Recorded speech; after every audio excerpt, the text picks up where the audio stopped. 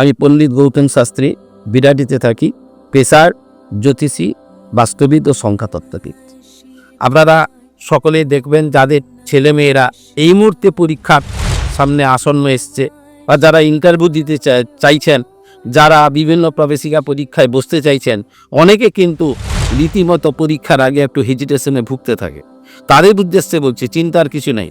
আপনারা যে সাবজেক্টটাকে কঠিন মনে করবেন, তার ঠিক প্রাক মুহূর্তে আগের দিন করবেন, ভূতযজ্ঞ করবেন। ভূতযজ্ঞ কথার অর্থ হচ্ছে আপনার পরিবেশের বাইরে যে কালো জাতীয় যে পশু রয়েছে, কালো গরুকে খাওয়াতে পারেন, কালো পুকুরকে খাওয়াতে পারেন, কালো বিড়ালকে আপনারা কিছু খাদ্য দেবেন।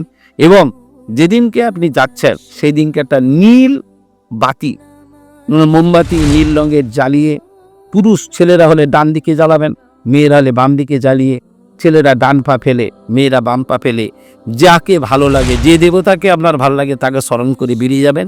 দেখবেন আপনার কাজটা অনেকটা সফল হয়ে গেছে, হতেই বাধ্য। ভালো থাকবেন, সুস্থ থাকবেন, সুন্দর থাকবেন। নমস্কার।